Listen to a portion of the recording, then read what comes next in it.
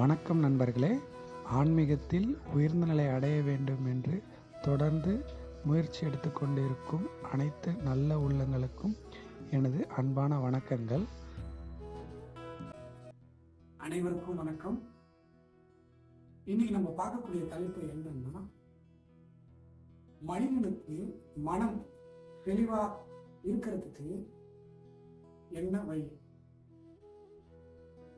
மனிதனுக்கு மனம் தெளிவில்லாம போனதுக்கு காரணம் என்ன அப்படின்றத தெரிஞ்சுக்கிட்டா மட்டும்தான் மனிதனுக்கு மனம் தெளிவா இருக்கிறதுக்கான வழி கிடைக்கும். எதனால மனிதனுக்கு மனம் தெளிவில்லாம போனது? மனிதன் ஒரு நாளைக்கு காலையில இருந்து இரவு தூங்குற வரைக்கும் தேவையில்லாத பல விஷயங்கள அவன் செலுத்துறதுனால அவனுடைய மனம் குழப்பத்துக்கு ஆளாகும். அந்த குழப்பத்தின் வெளிப்பாடு தான் பார்த்தீங்க அப்படின்னா, முகம் வந்து வாடி போறது, மற்றவங்க மேல எரிஞ்சு விடுறது, கோபம் மனிதனுக்கு அதிகமா வர்றதுக்கான காரணம். அதுக்கப்புறம் உடல்ல அவன் பாதிப்புக்கு ஆளாக்கி இருந்தான்னா உடல் உபாதைகள், உணர்வுல ஒரு கசப்பான உணர்வு, சக்தியை இழந்த ஒரு சூழ்நிலை, இது எல்லாமே சேரும்போது பார்த்தீங்க அப்படின்னா மனம் தெளிவில்லாத கடமை. இது எல்லாமே நம்ம செலுத்த வேண்டிய ஒரு தேவை. உடலை ஆரோக்கியமா வச்சுக்கணும், மனதில் தேவையில்லாத குப்பைகளை சேர்க்கக்கூடாது, உணர்வு எப்பயுமே இனிப்பான உணர்வா இருக்கணும், உடல்ல சக்தி அதிகரிக்கிறதுக்கான ஒரு சூழ்நிலை உருவாக்கணும். இது எல்லாமே நாளும் சரியா இருந்தது அப்படின்னா நம்ம இயற்கையாவே ஆனந்தமா தான் வாழுவோம். அப்போ மனம் தெளிவா இருக்கிறதுக்கு எனக்கு தெரிஞ்ச சில விஷயங்களை உங்ககிட்ட பகிர்ந்துக்கிறேன். முதல்ல அன்னன்னைக்கு வரக்கூடிய குப்பைகளை அன்னன்னைக்கே நம்ம கழிச்சு விட்டுருக்கோம். எப்படி நம்ம உடல்ல காலையில இருந்து இரவு வரைக்கும் வெளியெல்லாம் சுற்றி நம்ம வேலை விஷயமா போறோம் அப்படின்னா நமக்குள்ள அழுக்கு படியுதோ, அதை காலையில் எழுந்திரிச்ச உடனே குளிக்கும் போது உடல்ல இருக்கிற அழுக்கும் சரியாயிடுது. அதே போல உடலும் தூய்மைப்படுது. பஞ்சபூதங்கள்ல எந்த பூதத்துக்குரியும் மனிதன் அதிகமா இருந்தாலும் உடல் தூய்மைப்படுது. அதுக்குதான் மண் குளியல், வெளியே காத்தாட நடந்து போறது, வாக்கிங் போறது, அதுக்கப்புறம் பார்த்தீங்கன்னா அதை காத்து உடல்ல படும், சுத்தி படும்போது நமக்கு இருக்கிற தேவையில்லாத நம்ம சுத்தி படிந்து இருக்காங்க தீய விஷயங்கள் நம்ம சுத்தி விளையும். அப்புறம் தீய வச்சு நம்ம உடலை சுத்தப்படுத்துவாங்க. அதெல்லாம் சுத்தி போடுற விஷயங்கள் மண்ணு, இடம், நீர்ல நம்ம குளிக்கணும். நம்ம குளிக்கிறது மூலியமா நம்ம உடல்ல படும்போது நம்ம சுத்தி இருக்கிற நம்மளுடைய ஆறா கிளீன் ஆகும். அதுக்காக தான் நம்ம வந்து குளிக்கிறது, உடல்ல தூய்மையா வச்சுக்கிறது ஒண்ணு, உடலை சுத்தி இருக்கக்கூடிய ஆறாக்களை நம்ம சரி செஞ்சுக்கணும். அதுக்கப்புறம் நிலம், நீர், நெருப்பு, காற்று, ஆகாயம். ஆகாயத்துல இருந்து பிரபஞ்ச சக்தி நமக்குள்ள வரணும் அப்படின்னா நம்ம தியானம் பண்ணணும். தியானம் எல்லாரும் பண்றாங்க, ஆனா அதிக அளவுல இந்த பிரபஞ்ச பேராற்றல் கிடைக்கிறது இல்லை. அதுக்கு காரணம் என்ன அப்படின்னா, தேவையில்லாத எண்ண பதிவுகள் ஒரு மனிதனுக்குரிய ஆழமா போனதோட விளைவுதான் அவன் இந்த பிரபஞ்ச சக்தியை உள்வாங்கிறது தாமதமாகும். ஒரு சிலருக்கு 5 நிமிஷத்துல அந்த பிரபஞ்ச சக்தி உள்ள இறங்கும், ஒரு சிலருக்கு அரை மணி நேரம் ஆகும், ஒரு சிலருக்கு 1 மணி நேரம் கூட ஆகும். ஏன்னா அவ்வளோ தேவையில்லாத எண்ண பதிவுகளை அவங்களுக்கு ஸ்டோரேஜ் இருக்கிறதுனால உடனே அதெல்லாம் டெலிட் பண்றதுக்கு கொஞ்சம் கால நேரம் ஆகும். இப்போ நான் ஒரு எடுத்துக்காட்டு சொல்றேன்.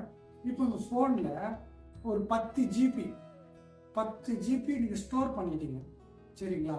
இந்த 10 ஜிபி தேவையில்லாதது.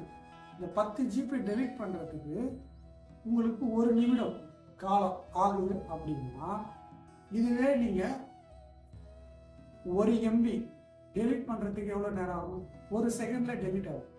அதே போலதான் இப்போ தேவையில்லாத என்ன பதிவுகள் சேகரிக்கப்பட்ட அந்த பதிவுகளை நீங்க அழிக்கணும்னா அதுக்கு கால நேரம் ஆகும். அப்ப என்ன பண்ணணும் அப்படின்னா, தேவையில்லாத அந்த எண்ண பதிவுகளை நம்ம பதிய வைக்காம இருக்கிறதுக்கு என்ன வழி, அதுதான் நம்ம யூஸ் செய்யணும். அதுக்கான ஒரு செயல் செய்யணும். எது நமக்கு ரொம்ப தேவை அதை மட்டும்தான் நம்ம செய்யணும். தேவையில்லாத விஷயங்களை நம்ம கவனம் செலுத்தணும்னா நம்மளுடைய சக்தி விரயமாகும், நேரம் விரயமாகும், நம்ம வாழக்கூடிய நாட்கள் தேவையில்லாம பாதிப்புக்கு ஆளாகும். அப்போ நம்மளுடைய எண்ணத்துக்கு வலிமை அதிகமா இருக்கும். எதன் மீது நம்ம அதிகமா கவனம் செலுத்துறோமோ அந்த விஷயங்கள் நம்ம கை வந்துடும். தேவையில்லாத விஷயங்கள்ல கவனம் செலுத்துறதுனால நம்ம எண்ணங்கள் சிதறடிக்கப்படுறதுனால நம்ம எதை நினைக்கிறோமோ அது நம்ம கைக்கு வர்றதுக்கு தாமதமாகும். அப்பனா இனிமேட்டு நம்ம எண்ணத்தை ஒரு புள்ளியில இருக்கணும். ஒரு புள்ளியில வச்சா மட்டும்தான் நம்மளால 100% அந்த விஷயத்த நம்மளால எடுக்க முடியும். இல்லை அப்படின்னா அந்த விஷயம் நம்ம கைக்கு வர்றதுக்கு நேரம் காலம் ஆகும். அதுக்கு தான் தியான பயிற்சி. யோகா உடல்ல நல்லபடியா வச்சுக்கிறதுக்கு யோகாசனம் பண்ணணும். மனம் தெளிவா இருக்கிறதுக்கு யோகா பயிற்சி, தியான பயிற்சி செய்யணும். ஒரு நாளைக்கு ஒரு மனிதன் குறைஞ்சபட்சம் 1 மணி நேரமாச்சு யோகா பயிற்சிகள் செய்யறாங்க அப்படின்னா அவன் செய்யக்கூடிய வேலையை கிளாரிட்டியா இருக்கும். அப்போ அவுட்புட்டும் கிளாரிட்டியா வரும். இதுக்கு தான் பெரிய பெரிய சாதனையாளர்கள் எல்லாமே பார்த்தீங்கன்னா விடிய காலையில் அவங்க ஒருமுகப்படுத்தி அவங்களுக்கு தேவையான விஷயங்களை அத்தனையுமே பெற்றுக்கிட்டாங்க, கிடைச்சிதாங்க. அதுக்கான ஐடியாஸ் நிறைய வரும். அந்த நேரத்தில் அந்த ஐடியாஸை காலை ஒரு 7-8 மணிக்கு மேலே இம்ப்ளிமெண்ட் பண்ண ஆரம்பிப்பாங்க. அது உடனே சக்ஸஸ் ஆகிறதுக்கு காரணம் என்னன்னா, அந்த நேரத்தில் பல விதமான எண்ணங்கள் இருக்காது. அந்த இருக்காத ஒரு காரணத்தினால அப்போ ஒரே ஒரு எண்ணத்தை மட்டும் அதிகமாக அந்த எண்ணம் மட்டுமே கவனம் செலுத்தும்போது அந்த எண்ணத்துக்கு சக்தி பெறுது. அப்போ மனம் தெளிவா இருக்கிறதுக்கு என்ன வழி அப்படின்னா, தேவையில்லாத குப்பைகளை மனிதன் சேர்க்காம இருந்துட்டான் அப்படிங்கிறது மனம் தெளிவாக தான் இருக்கும். எப்பயுமே ஒரு வெள்ளை பேப்பர் வெள்ளையா இருக்கும்போது சுத்தமா வெள்ளையா இருக்கும், தூய்மையா இருக்கும். அதே வெள்ளையில ஒரு பென்சிலை எடுத்து கச உங்க அதை தீட்டிட்டோம்னா கசகசன்னு ஆயிடும்.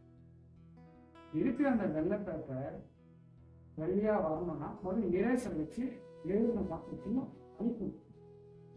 மட்டும்தான் முதல் வெள்ளையா மாறும். அதே போலதான் நம்ம தேவையில்லாத விஷயங்களை முதல்ல எழுதக்கூடாது. ஏதாவது ஒரு விஷயங்கள் எழுதணும்னா உடனே அந்த எழுதின விஷயங்கள் அழிச்சிடணும். அப்போதான் நம்ம மனம் தூய்மையா இருக்கும், மனம் நிம்மதியா இருக்கும். அப்பதான் நம்ம உண்மைக்கு நெருக்கமா நம்ம வருவோம். இல்லை அப்படின்னா உண்மைக்கு ரொம்ப தூரமா போயிடுவோம்.